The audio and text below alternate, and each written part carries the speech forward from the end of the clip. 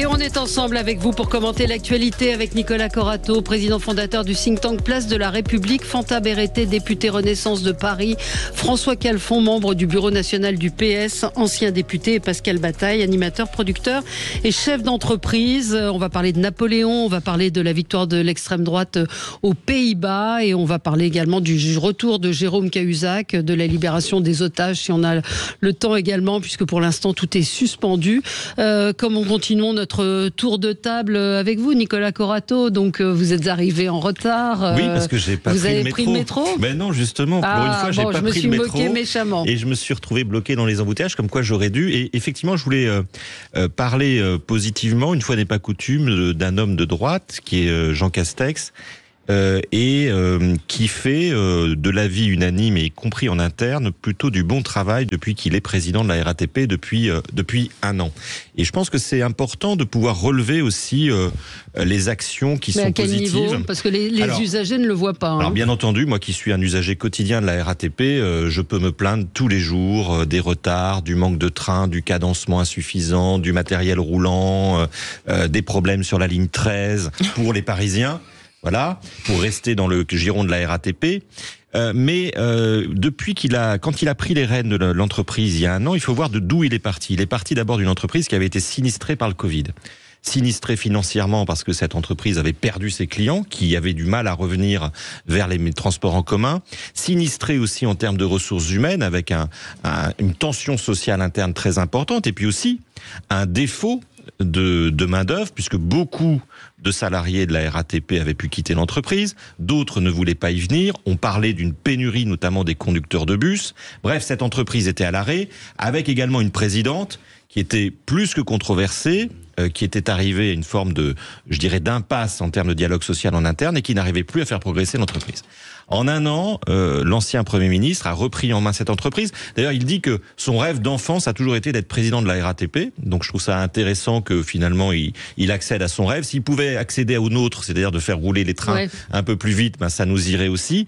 Mais manifestement, quand on regarde en interne, il y avait un très bon article dans le Figaro il y a 2 jours sur le sujet, y compris les syndicats note que le dialogue social est redevenu vertueux. Il a effectivement gagné la bataille du recrutement, notamment des conductrices et des conducteurs de bus qui permettent effectivement de faire rouler de nouveau les bus. Il a renoué un lien compliqué, mais en tout cas existant, avec Valérie Pécresse, qui est quand même la présidente d'Île-de-France Mobilité, dont il faut rappeler que c'est elle et son organisme qui financent les transports publics et qui permettent les investissements et le fonctionnement d'une régie comme la RATP. Bref, je trouve intéressant de voir qu'une entreprise publique, quand on la compare par exemple à la SNCF, est plutôt bien dirigée, d'un avis consensuel, avec un dialogue social renouvelé, et on attend effectivement les bénéfices, demain je l'espère, pour les usagers. Je trouve ça plutôt encourageant, même si effectivement c'est toujours peut mieux faire. Alors il y a une grosse opération de com, quand on tape Jean Castex, il y a des articles ces derniers jours qui vantent effectivement proximité, dialogue et carnet de chèques, la méthode Castex. Il y a une grosse opération de com de la part de Jean Castex. On dit 2 choses, que c'est un homme normal qui prend le métro sans garde du corps, et puis qu'il ne rêve absolument pas à la présidentielle. Donc tout ça... Il y a un papier... Vous vous êtes trahi, excusez-moi de vous le dire. Il y a un papier Nos auditeurs ne le voient pas, mais vous rougissez. Il y a un article dans Libération que je ne comprends pas vraiment, qui dit, selon la lettre A, Jean Castex ne prend pas que le métro, malgré des photos de l'ancien Premier ministre, et qu'il a bénéficié de 7 849 € de frais de dépenses automobiles en 2022. Vous le savez très bien, c'est pas mon bord politique, mais que Jean Castex se positionne d'une manière plus ou moins affichée par rapport aux échéances de 2027, ça me semble pas complètement délirant. Non, mais on est bien effectivement sur une partie de communication. Après, je trouve que c'est un homme politique intéressant, qui prend le risque de reprendre les rênes d'une entreprise publique qui était quand même pas la plus florissante ni la plus facile à gérer, et que son positionnement, son parcours diffère par exemple de celui d'un Édouard Philippe, son prédécesseur, qui a une trajectoire politique tout à fait différente. Donc moi je trouve intéressant le positionnement de Jean Castex, et je trouve intéressant que cet ancien Premier ministre finalement fasse bénéficier de son expérience et de son influence une entreprise comme la RATP qui est si importante pour les Parisiens et les Franciliens. Mais que vous comprenez quand on lit ça qu'il y a eu un budget de 7 849 € de frais de dépenses automobiles pour une Peugeot 3008 de fonction. Mais qui n'en a pas dans ces entreprises dispose également d'une simple voiture de service et emprunte, c'est là où je ne comprends pas, ponctuellement l'un des véhicules automobiles de Matignon. Moi, dans ce que vous dites, il y a deux choses. Il y a un peu parlé de la RATP, mais finalement très peu. Vous nous faites un panégyrique de Jean Castex en insistant bien sur le fait qu'on pense à lui en 2027. Et d'ailleurs, vous êtes trahi en disant il ne pense jamais à la présidentielle, ce qui veut dire qu'il y pense toujours, en tout cas que vous y pensez pour lui, dans un type de rapport peut-être amical ou professionnel. Vous considériez toujours qu'il y a quelque chose de caché. Mais parce que moi, je ne suis pas un partisan de Jean Castex. 30 ans de politique, 30 ans de conseil en communication. Je ne suis pas un partisan de Jean Castex, mais ça vous intéresserait qu'on puisse dire un peu ce qu'on pense. Mais attendez, moi je veux parler des... Sans nécessairement avoir des agendas cachés. Moi je veux parler des Franciliens et des Parisiens, puisque vous nous avez finalement la RATP n'est qu'un prétexte dans votre affaire, ce qui n'est pas gênant. Non, pas du tout, c'est pas un prétexte. C'est une opinion. Alors, allez-y, on va pas faire... Moi, ce que je vais vous dire, c'est une chose très simple, c'est que il a hérité d'une entreprise dans laquelle, depuis toujours, entre la SNCF et la RATP, y compris en Ile-de-France, le dialogue social est de bien meilleure qualité.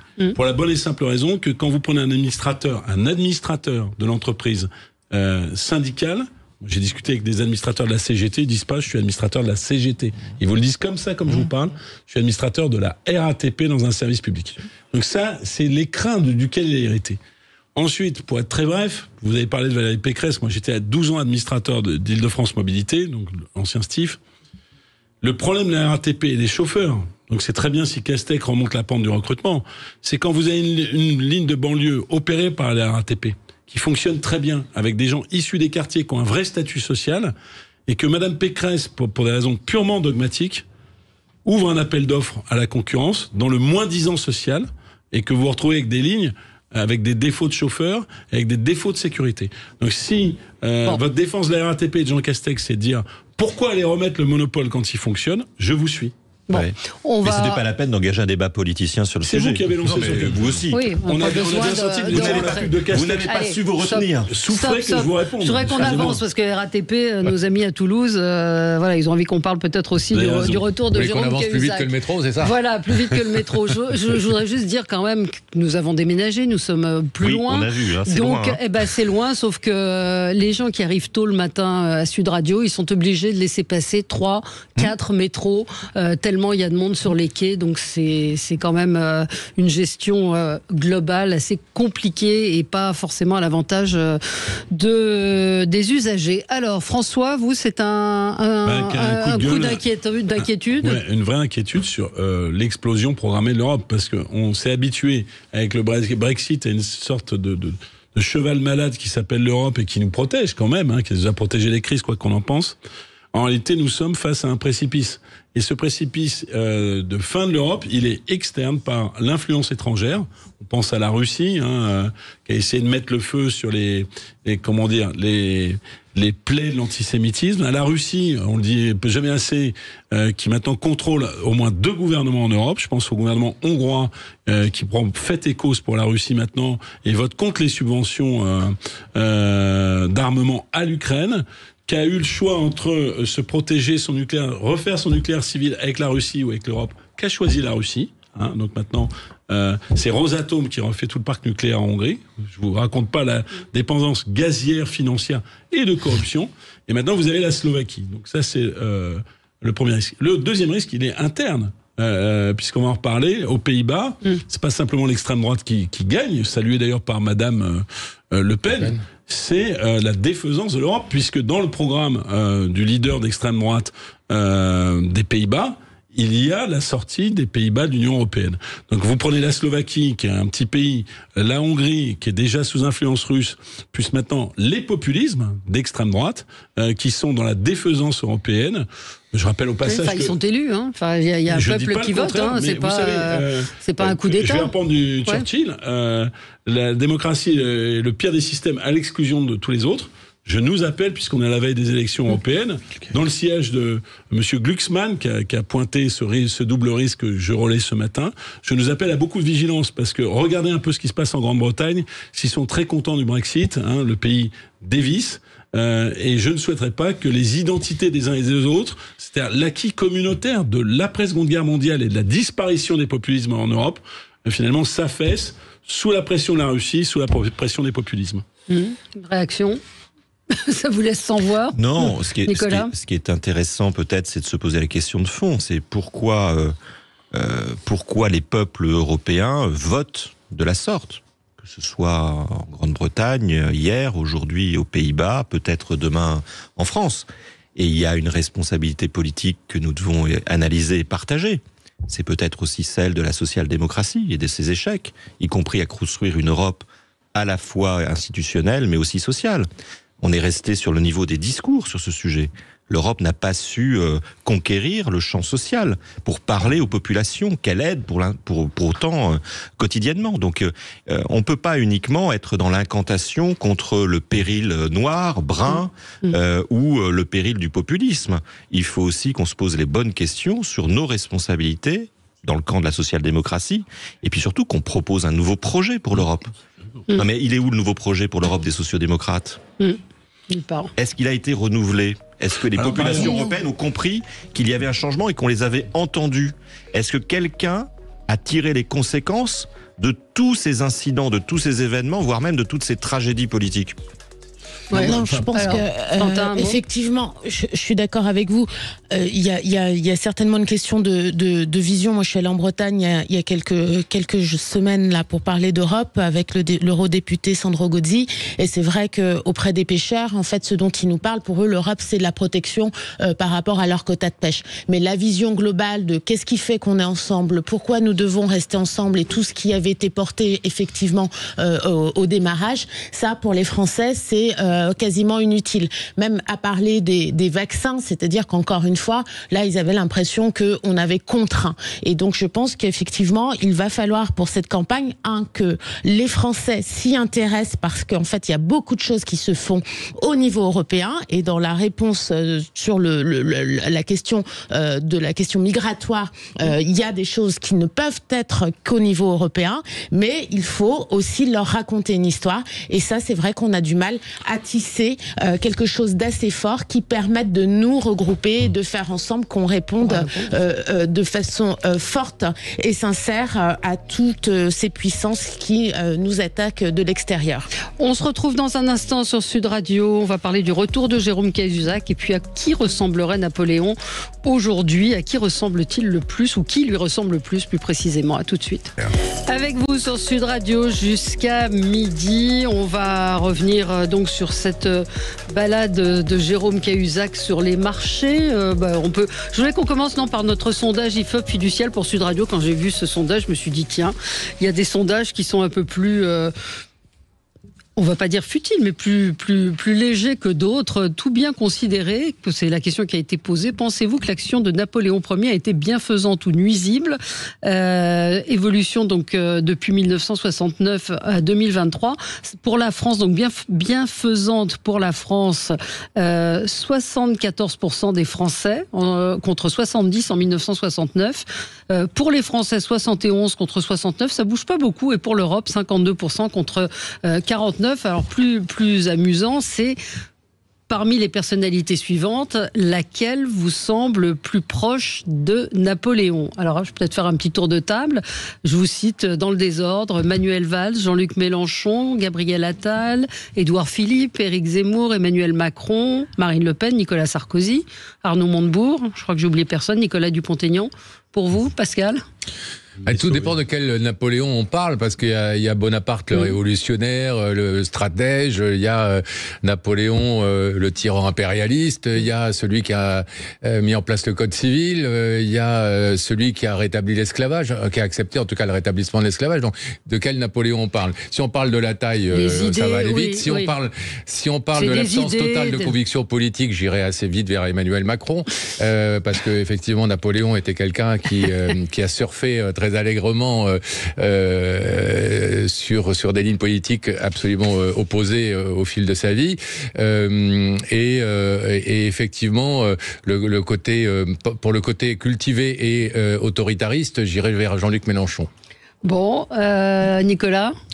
Je dirais que la Macronie semble assez napoléonienne, pas dans le succès de ses réalisations, mais dans son fonctionnement. Le culte du chef, le fait que Emmanuel Macron fait des généraux à 25 ans, cette forme de mythologie autour de la rapidité, de la jeunesse, de la disruption. Alors Napoléon n'aurait pas employé ce mot de disruption, mais il a quand même aussi beaucoup cassé les codes, même s'il en a écrit et fait écrire d'autres.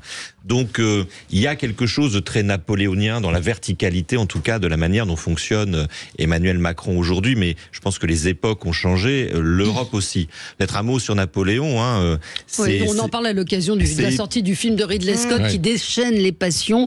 Et c'est vrai que c'est assez formidable d'imaginer qu'en 2023, on est en train de s'écharper sur la réalité historique de Napoléon. Il y a de tout dans Napoléon. Et dès son vivant et dès sa mort, il y a eu des débats énormes. Mais c'est un homme passionnant. Le destin de cet homme est passionnant, c'est épique, c'est lyrique, et puis en même temps, c'est l'homme qui met fin à la Révolution française, qui va mettre un bazar en Europe dont on a encore hérité aujourd'hui. C'est-à-dire que la position de l'Allemagne, la construction de l'Allemagne, finalement, elle est née grâce aux guerres napoléoniennes. Donc, on peut en parler pendant des heures.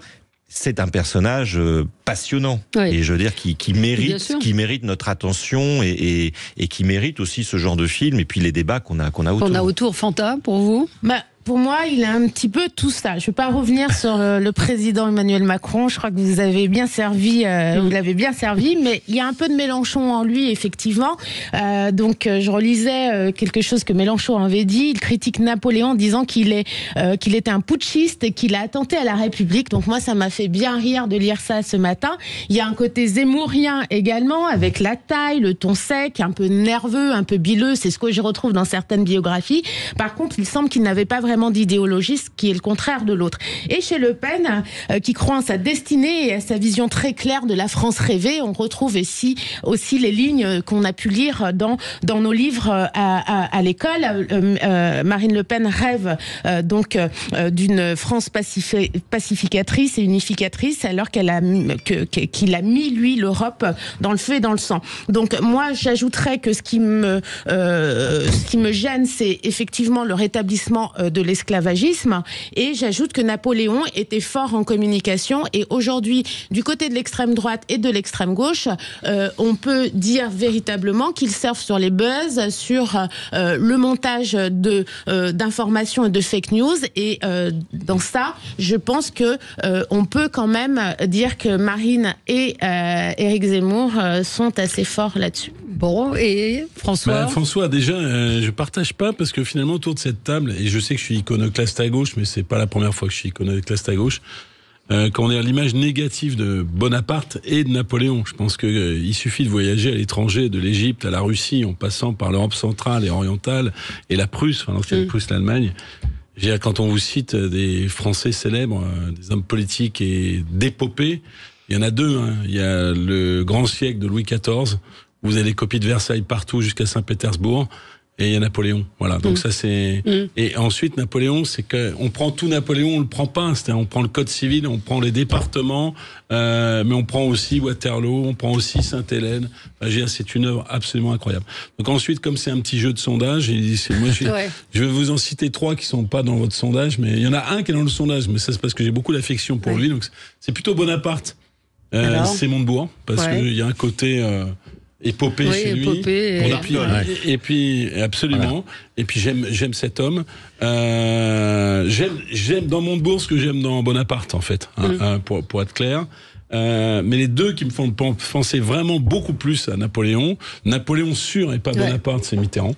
Parce que la pyramide de paye et les œuvres. Vous avez raison. Il y a une œuvre parisienne. C'est les actuels.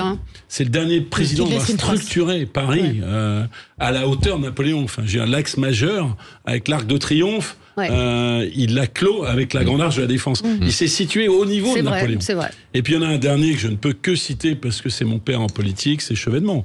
C'est-à-dire, on le voit moins avec les traits de Napoléon, enfin quand je dis les traits politiques. Alors attention, Mitterrand, c'est Napoléon, et les deux autres, c'est plutôt Bonaparte, quand même.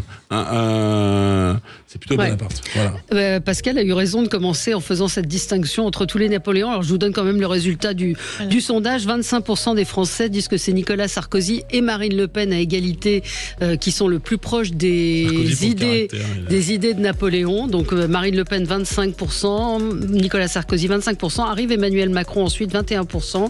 Éric Zemmour, 19%. Édouard Philippe, 18%. Nicolas Dupont-Aignan, 18%. Gabriel Attal, 17%. Jean-Luc Mélenchon, 12%. Donc, ils ne partagent pas du tout. Vous étiez nombreux à citer Mélenchon. Manuel Valls, 11%. Et Arnaud Montebourg, 8%. Mais malgré tout, une petite tendance. Voilà. Bon, écoutez, c'est vendredi. On avait envie d'être aussi un petit peu plus... Ce qui est sûr, c'est qu'à part François Mitterrand, il n'y en a pas un seul qui lui arrive à la cheville. Mais comme disait Mitterrand, après moi, il n'y aura plus que des comptables. Je crois qu'il ne s'est pas tout à fait trompé. Oui, et puis des comptables qui ne comptent pas très bien. Hein. Si on voit la dette de la France...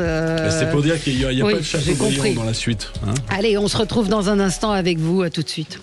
Allez, on va parler du retour de Jérôme Cahuzac, l'ancien ministre, vous vous en souvenez, qui a été condamné pour fraude fiscale. Alors, était à Villeneuve, il était dans la salle des fêtes de Mont-Sampron-Libos, dans le Lot-et-Garonne, tout près de Villeneuve-sur-Lot, qui est son fief. Il a tenu une réunion publique où il y avait à peu près entre 200 et 300 personnes. Il a reconnu avoir commis une immoralité quand il a menti à l'Assemblée nationale. Je n'ai pas pensé par moi-même, même si j'ai assumé par la suite. Et voilà qu'il retourne sur les marchés, donc sur les marchés et à Villeneuve-sur-Lot. Et voilà, Christine Bouillot, notre correspondante à Toulouse, est allée promener son micro pour demander aux habitants ce qu'ils en pensaient. Non mais pourquoi pas, moi c'est pareil, je trouve qu'il a droit à une deuxième chance, pourquoi pas. C'est passé et puis on lui souhaite du courage et puis voilà, pourquoi pas. J'ai appris cette triste nouvelle, parce qu'on se demande qu'est-ce qu'il vient foutre ici après toutes les casseroles qu'il a, quoi. Il a autant de droit que n'importe qui de se représenter, de retenter sa chance. C'est pas le pire de tous quand même, il a servi d'exemple, parce qu'il y en a qui sont actuellement là, qui ont des casseroles, ils sont toujours là. Non mais c'est sûr qu'il va revenir, oui mais ça c'est certain. Voilà, et la une de la dépêche ce matin, Cahuzac le retour sans point d'interrogation. Ah oui, Fanta, vous n'avez pas l'air d'y croire. C'est la une, voilà, 10 ans après, c'était il y a 10 ans, l'affaire d'évasion fiscale. Jérôme Cahuzac revient dans la lumière. Et alors en dessous, il y a un retour en politique, point d'interrogation. Oui, vous avez l'air totalement sceptique en disant c'est pas possible, il peut pas revenir. Mais écoutez, c'était il y a 10 ans, et moi je me souviens avoir regardé ça en me disant c'est pas possible en fait. Vraiment, j'étais hallucinée à l'époque parce que il y a 10 ans, là il s'est passé plein de choses effectivement, mais c'est la première fois, je pense, qu'en tant que citoyenne, j'ai vraiment été happée comme ça en me disant mais comment ce mec-là peut mentir. Donc c'est vrai que là ce matin, quand j'ai vu le sujet, j'étais assez étonnée. Maintenant, une chose est sûre, c'est qu'il a été condamné et qu'il a payé sa dette. J'ai envie de vous dire que non, mais c'est vrai. Donc c'est le fondement de notre société. Donc voilà. Maintenant, c'est sa relation avec les Français.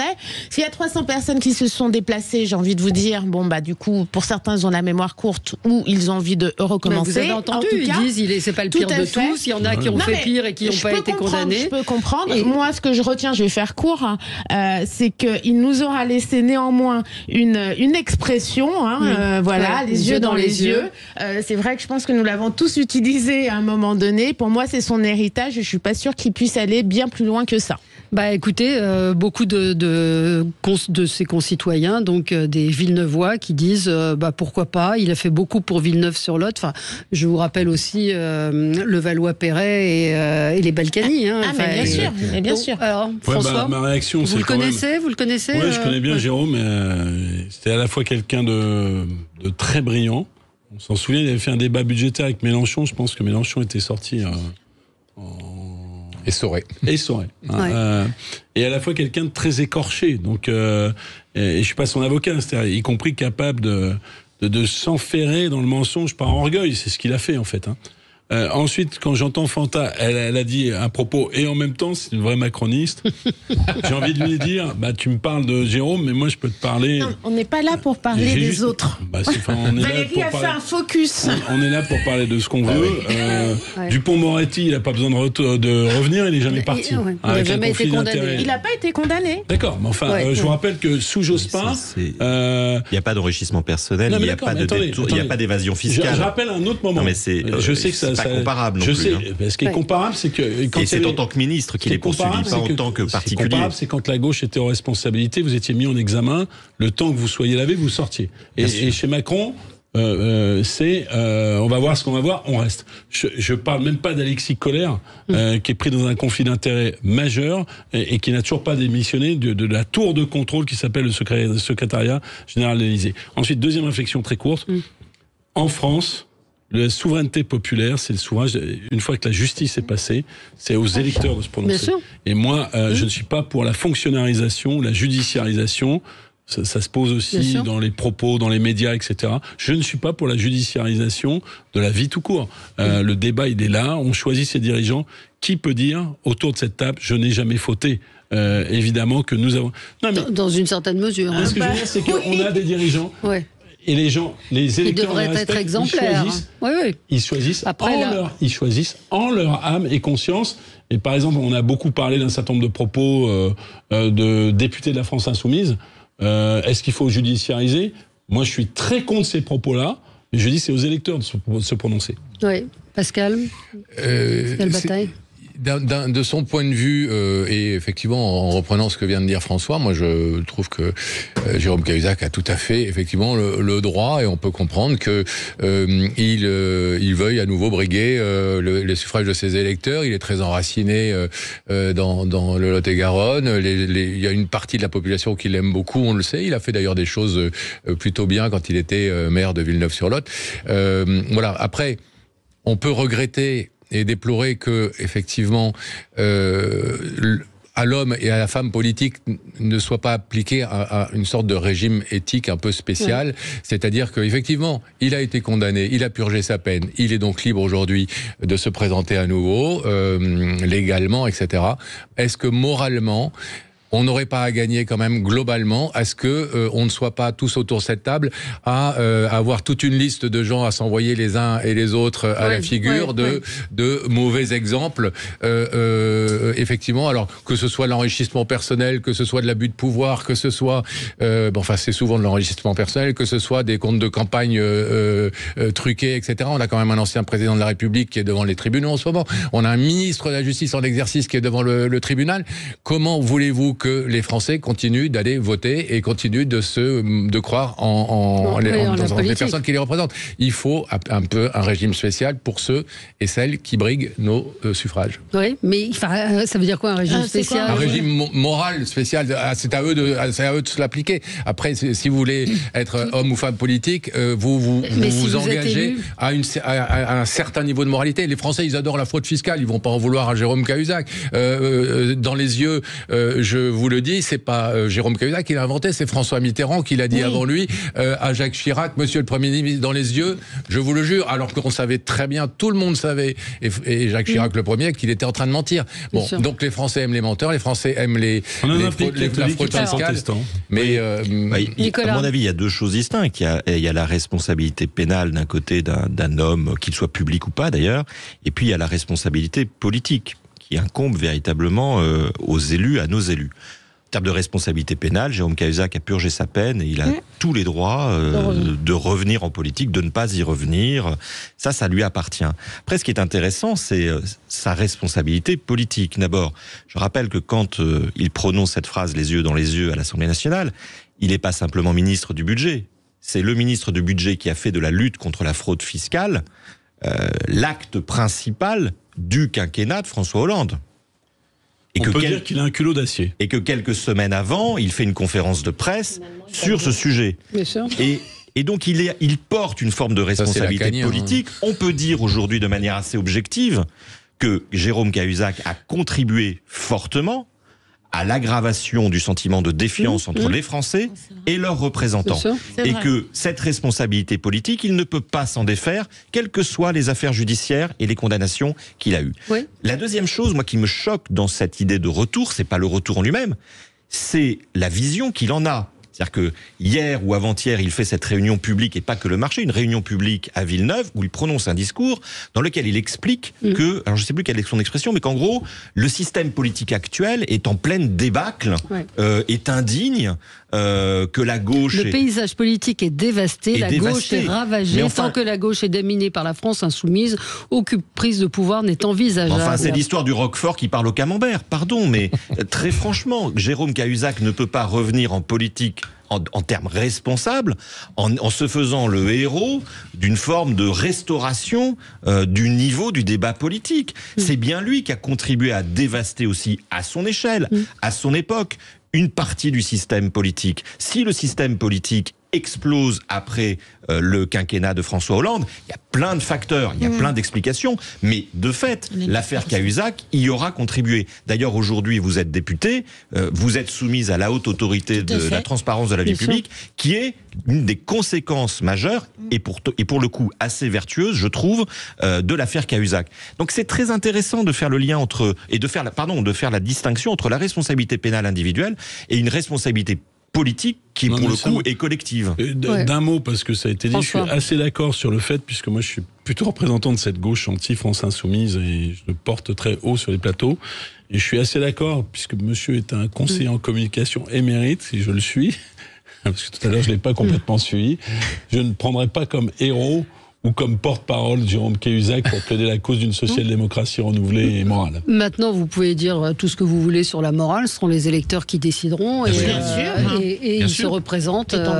Oui, et il se représentera. Je pense qu'il se murmure qu'il a fait faire des sondages qui lui sont extrêmement favorables. Je ne pense pas qu'il ait l'étiquette d'un parti. Je ne pense pas qu'aucun parti ne lui donne une étiquette. Donc c'est à suivre. Allez, on se retrouve dans un tout petit instant avec vous sur Sud Radio. On va repartir, sortir de France, sortir de Toulouse, repartir vers d'autres pays européens. La victoire de l'extrême droite aux Pays-Bas, c'était avant-hier. Et puis ce qui s'est passé en Irlande, scène de chaos à Dublin, après une attaque au couteau qui a fait 5 blessés. Je cite volontairement ces 2 exemples parce qu'évidemment, on peut faire un lien. On voit hier ce qui s'est passé en Irlande où des gens dans la rue sont descendus pour aller s'attaquer à un foyer, un hôtel où étaient des migrants, et la réponse aux Pays-Bas également à un trop-plein de migrants, où on élit un homme qui dit je ne veux pas zéro immigration, je veux moins 0 immigration, c'est-à-dire qu'en gros je veux en renvoyer. Donc peut-être une analyse, François, moi, je pense qu'il y a 2 choses, parce que tout à l'heure j'ai parlé un peu du risque d'implosion et il m'a été répondu, donc ça permet finalement, il n'y a pas de projet, etc. Et en gros, vous ne répondez pas aux angoisses populaires. Bon, donc je pense qu'il faut répondre sur 2 jambes, puisque je suis un social-démocrate. La première jambe, c'est qu'il ne faut pas dire immigration, il n'y a pas de sujet. Il y a un sujet migratoire, il faut Frontex, il faut des réponses, Moi, je suis plutôt favorable au projet du gouvernement, c'est-à-dire marcher pas sur l'AME, bien sûr, mais la version initiale, c'est-à-dire bien accueillir, bien reconduire, en clair. Bon, mais ça n'invalide pas le fait qu'il y ait une extrême droite haineuse. Et quand on raconte ce qu'on raconte sur les Pays-Bas, bien sûr, il y a le sujet migratoire, mais il y en a un autre. C'est que l'extrême droite, qu'est-ce qu'elle raconte ? Madame Le Pen félicite le dirigeant de l'extrême droite. On paye pour les pays du Club Med, on paye pour la France avec ses 600 milliards de dettes. Et nous, on est un pays vertueux, qui est, entre parenthèses, un paradis fiscal qui fait de la concurrence fiscale en Europe. C'est ça la réalité de la mentalité des Pays-Bas. En Irlande, il y a eu un fait divers. Derrière, c'est pas la population, c'est une sorte de nuit de cristal menée par des hordes d'extrême droite, des skinheads. J'entendais un spécialiste de politique étrangère dire qu'il n'y avait pas d'extrême droite en Irlande. Il n'y a pas fondamentalement des hooligans qui sont connus dans le milieu du football pour être des hooligans. Donc, si vous voulez, moi, ce que je vois, c'est que c'est pour ça que j'ai commencé par dire, je ne nie pas qu'il y ait des sujets finalement de cohabitation et de gestion migratoire. Moi, je le nie pas, je fais pas partie de cette gauche-là. Mais pour autant, cette espèce de chaos qui est le modèle de l'extrême droite, où ne croyez pas que celui qui est aujourd'hui le musulman et qui est stigmatisé ne sera pas demain le noir, demain le juif, demain le pays du Club Med, qui est en fait un projet de défaisance globale. Et en plus, tous ces gens-là sont sous influence étrangère et ne croient pas finalement à notre destin commun et à un destin un peu fait. Et de qui vous parlez ? Qui ces gens-là?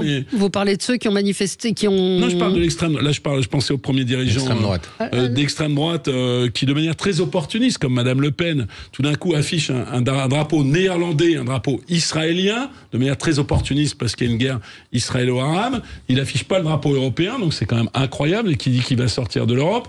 Je pense à la Hongrie qui maintenant s'affiche avec la Russie. Enfin, j'en passe, c'est des meilleurs. C'est-à-dire qu'ils vous disent « je suis avec le peuple », mais leur projet est un projet de guerre des uns contre les autres. Parce que je vous dis, je répète, quand Madame Le Pen salue le dirigeant d'extrême droite, finalement des Pays-Bas, dans le même discours sur la défaisance de l'Union européenne, c'est pas par rapport à l'immigration. C'est pourquoi on paye pour ces feignants de l'Espagne, de la France. Ah non, mais c'est explicite. Hein. Ouais, c'est explicite. Voilà. Ouais, je sais pas. Une réaction peut-être sur ce qui se passe, Nicolas Corato? Il y a plusieurs choses. Je pense que ce qui se passe en Irlande, ce qui s'est passé en Irlande et l'élection de Geert Wilders aux Pays-Bas sont deux faits politiques différents. Moi, je les relierai pas nécessairement. Effectivement, il y a une réaction à un fait divers de manière... un fait divers commis par une personnalité au couteau lié à l'immigration. Moi, je ne sais pas si c'est lié à l'immigration, parce que pour l'instant, justement, on ne le sait pas, puisque les autorités de police ne communiquent pas sur le sujet. Donc ça ressemble effectivement à ce que vous appeliez une nuit cristal. Enfin, on est vraiment sur ce genre de réaction. Ah mais c'est extraordinaire. Vous avez des gens, une école qui est attaquée, et vous condamnez ceux qui ont réagi. Non, moi je condamne ceux qui s'en prennent à un foyer d'immigrés, alors que la personne qui a commis cet acte est actuellement neutralisée. Donc il n'y a pas besoin de s'attaquer à un foyer d'immigrés, de se faire justice soi-même et de prendre pour cible des personnes dans la rue, tout simplement parce qu'elles ressembleraient, et je mets du conditionnel, à la personne qui aurait commis cette atrocité et ce crime. Donc voilà, je pense qu'il faut vraiment faire la part des choses et justement ne pas être enclin, parce que ça c'est un sujet qui effectivement doit nous mobiliser. Il y a quand même, et dans ce que vous disiez, je vous rejoins, Monsieur Calfon, il y a quand même un glissement vers une forme de déresponsabilisation de l'extrême droite que je trouve extrêmement inquiétant. Le genre de dire finalement, nous sommes les prophètes de la guerre civile qui vient. Exactement ça. Et d'une certaine manière, si elle pouvait venir le plus rapidement possible, ça nous arrangerait bien. Parce que ça nous arrangerait que la prophétie que nous vendons et qui fait que les Européens de plus en plus votent pour nous, finalement se réalise pour que nous arrivions au pouvoir.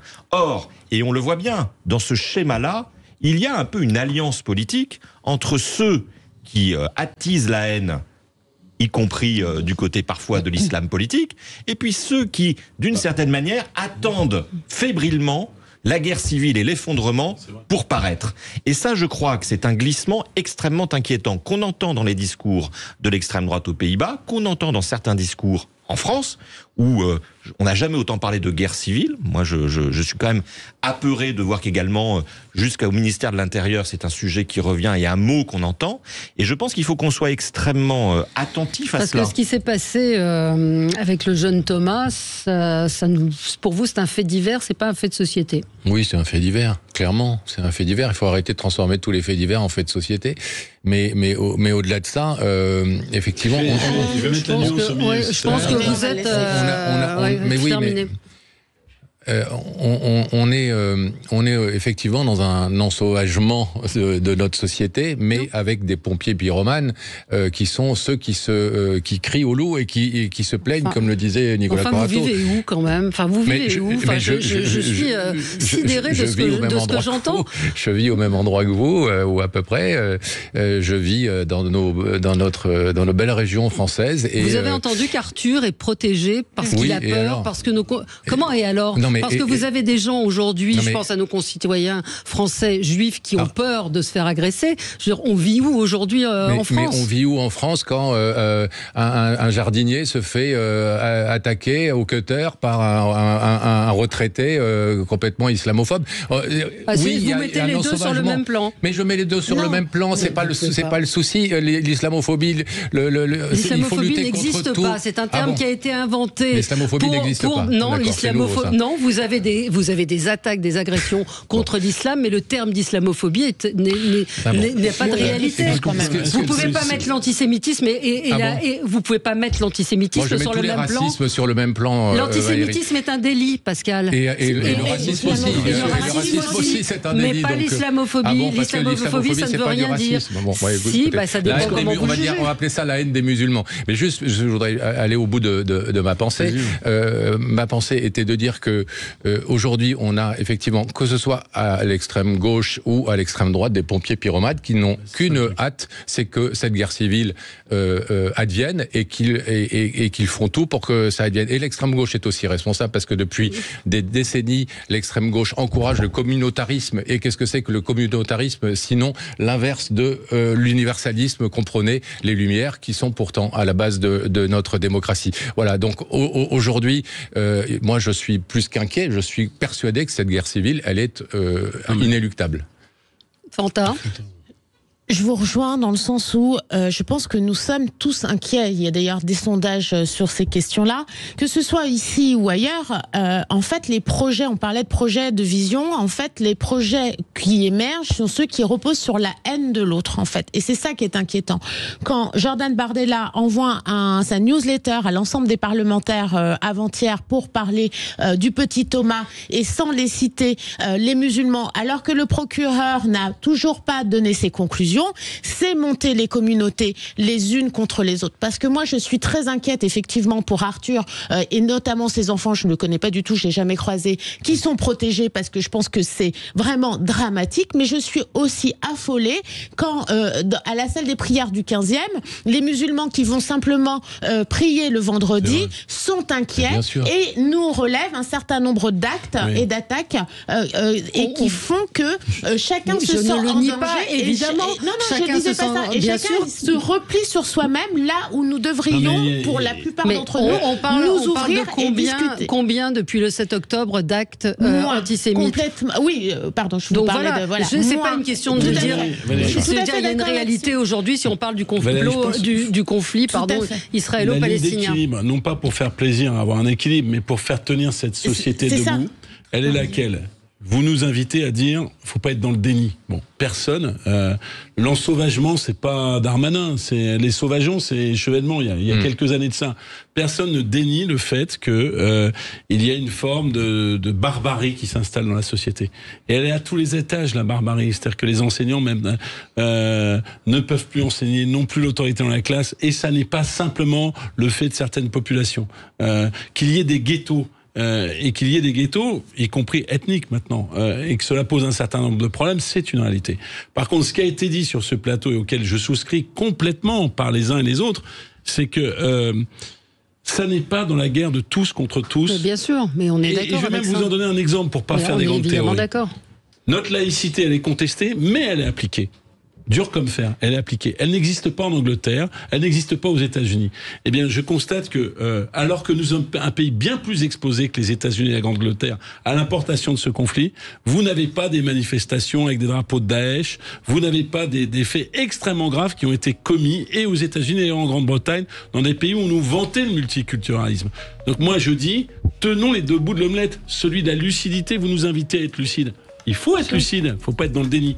Mais celui aussi de maintenir la tolérance, celui aussi de ne pas stigmatiser, et ça plaît pas à l'extrême droite, et de faire en sorte que l'immense majorité silencieuse des musulmans de France qui sont meurtris de l'influence de l'islam politique, des juifs de France qui, moi je l'ai vu à la manifestation, ne sont pas des citoyens israéliens mais sont des juifs français. Tous ces gens-là, la République doit les protéger et non pas dire c'est le triomphe de la guerre de tous contre tous. Parole sage. Merci à tous les quatre. Dans un instant, c'est Alexis Poulain. Tout de suite.